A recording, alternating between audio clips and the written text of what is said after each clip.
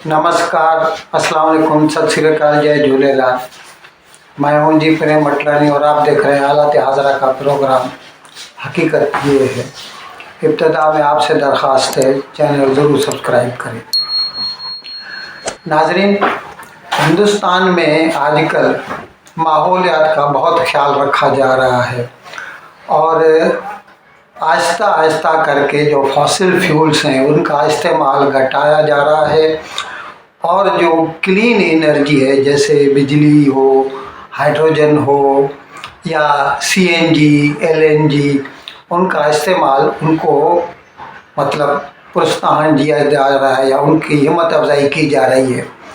अभी महाराष्ट्र सरकार ने अपनी जो स्टेट ट्रांसपोर्ट है उसमें उन्होंने 100 नई गाड़ियाँ बिजली की बसें मुतारिफ़ की है।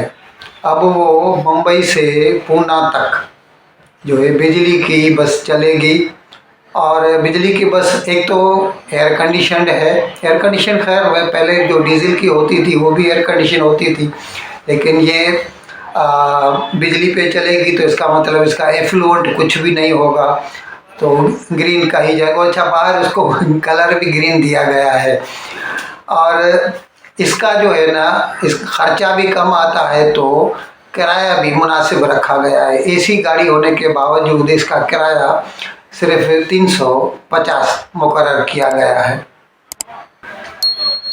नाजरीन, कल पाकिस्तान में एक बहुत बड़ा सानेहा हो गया।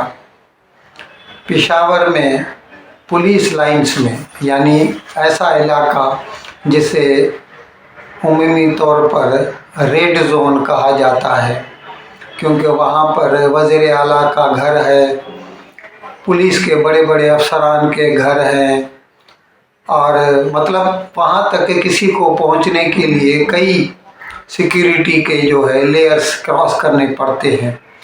वहाँ पर एक मस्जिद में दोपहर की यानी ज़ोहर की जो नमाज थी उसमें एक बंदे ने, जो नमाजियों में शामिल था, कह तो ऐसा रहे हैं कि वो अगली सफ़ में बैठा हुआ था, पहली सफ़ में बैठा हुआ था और जिस वक़्त खुतबा हो रहा था उसने अपने आप को जो एक्सप्लोजिव बेल्ट पहन कर आया था उससे उड़ा दिया और वो इतनी बड़ी शिद्दत से उसका धमाका हुआ कि मस्जिद की छत उड़ गई। उसके नज़दीक जो एक घर था वो घर भी ढह गया और कह तो ऐसे रहे हैं कि अब तक तकरीबन 87 अफराद के हलाक होने की जो है यकीन हो चला है कि 87 अफराद तो हलाक हो चुके हैं और कब तकरीबन 100 के करीब जो है वो अभी तक पेशावर की अस्पतालों में ज़ेर इलाज है और बहुत शदीद ज़ख्मी हुए हैं। अच्छा, ये इसकी जो ज़िम्मेदारी है, कल तो हमने ऐसा सुना, अभी कह रहे हैं कि नहीं इसमें कुछ शक की गुंजाइश है। कल हमने यही सुना था कि तहरीक तालिबान पाकिस्तान वालों ने इस धमाके की ज़िम्मेदारी अपने ऊपर ले ली है और उन्होंने कहा है कि उनका एक जो लीडर था पिछले साल अगस्त में अफ़गानिस्तान में, उमर खालिद खुरासानी उसका नाम था, उसको हलाक किया गया था। अब पिछले साल किया गया था और वो भी अफ़गानिस्तान में, तो हमें समझ में नहीं आता कि उसका जो बदला है तालिबान वालों ने पाकिस्तानी पुलिस से क्यों। ये जो मस्जिद है ना, इसमें ज़्यादातर पुलिस के अरकान नमाज पढ़ने जाते हैं, तो ज़ाहिर है उनकी मुराद यही थी दहशतगर्दों की कि वो ज़्यादा से ज़्यादा पुलिस के लोगों को हलाक करना चाहते थे। अब जैसा पाकिस्तान का दस्तूर है वो एकदम यानी बिना किसी सोचे समझे, बिना किसी तफ्तीश किए हिंदुस्तान पे इल्ज़ाम लगा देते हैं। अपना नहीं सोचेंगे कि उन्होंने खुद ही तालिबान को जन्म दिया। तालिबान जो है पाकिस्तान की पैदाशुदा मखलूक हैं।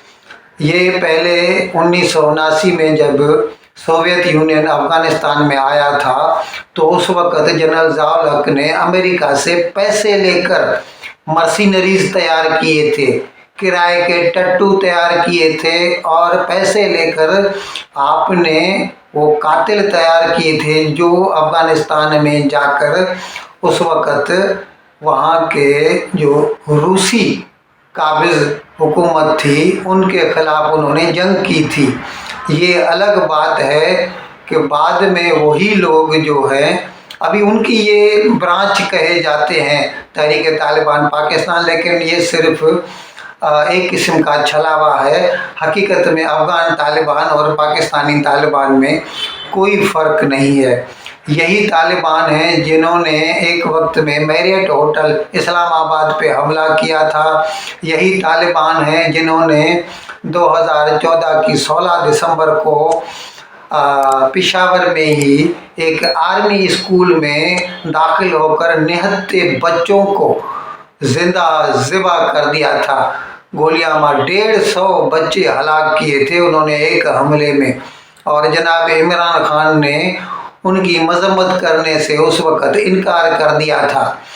अब वही लोग जब खुद बोलते हैं कि हमने जो पाकिस्तान सरकार के साथ जो मुआहदा किया था जंग बंदी का, ये अभी 22 के नवंबर में किया था, नहीं इससे पहले जून में ये उन्होंने मुआहदा किया था, नवंबर में उन्होंने ये मुआहदा तोड़ दिया, और यानी यूनिलेटरली एकतरफा उन्होंने ये मुआहदा तोड़ दिया।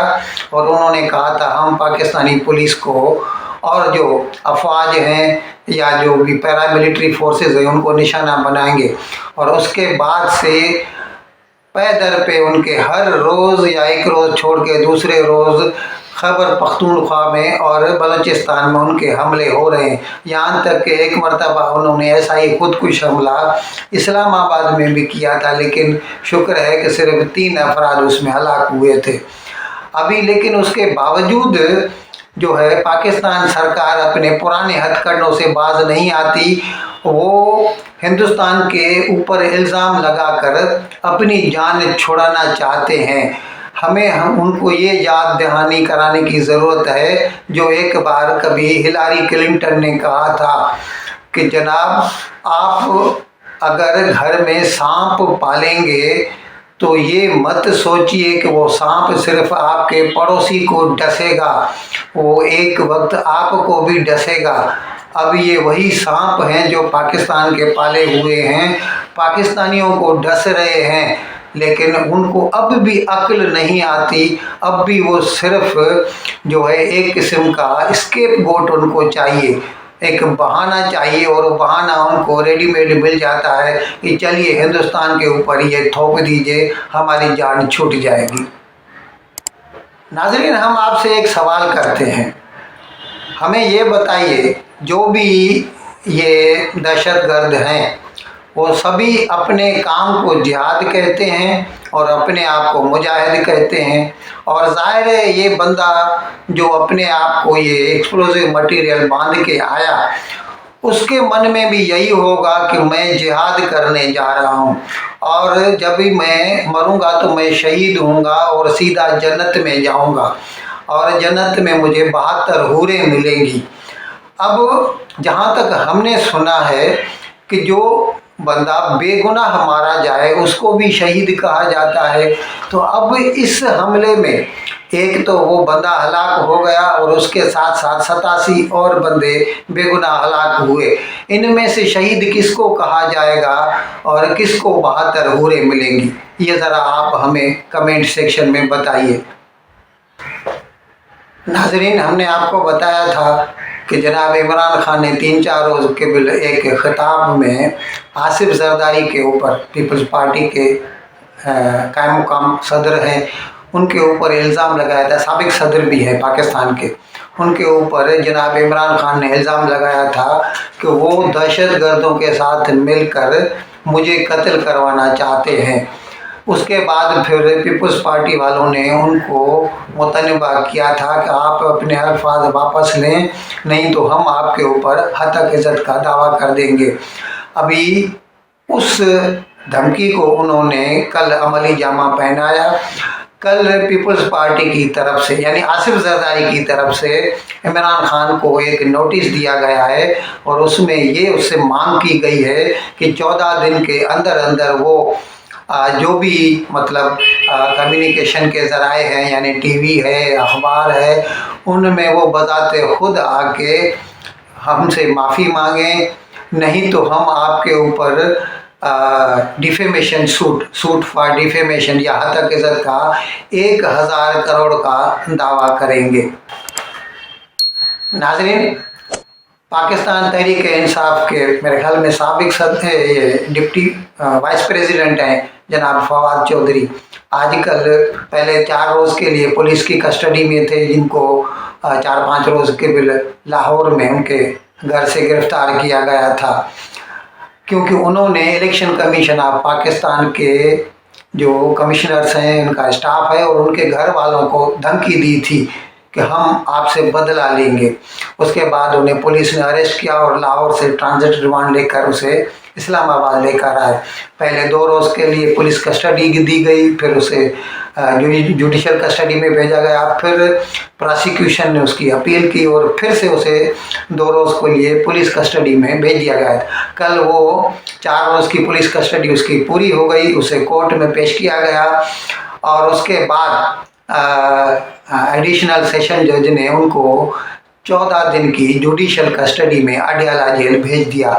प्रोसिक्यूशन ने बड़ी कोशिश की कि हमें 7 दिन के लिए और पुलिस कस्टडी दी जाए, यानी जिस्मानी रिमांड पे उसे पुलिस कस्टडी में भेजा जाए, लेकिन एडिशनल सेशन जज ने ये न माना और उसे जुडिशल कस्टडी में 14 दिन के लिए अडयाला जेल भेज दिया। इन अल्फाज के साथ मैं आज का प्रोग्राम ख़त्म करने की आपसे इजाज़त चाहता हूँ, लेकिन विदाई लेने से पहले एक मरतबा फिर आपसे मेरी दरख्वास्त है कि जिस किसी साहब या साहिबा ने अब तक हमारे इस चैनल को सब्सक्राइब नहीं किया, अज़राए करम इसको जल्द से जल्द सब्सक्राइब करें, प्रोग्राम को लाइक करें, शेयर करें और घंटी का बटन दबाना न भूलें। बहुत बहुत शुक्रिया। खुदा हाफिज़।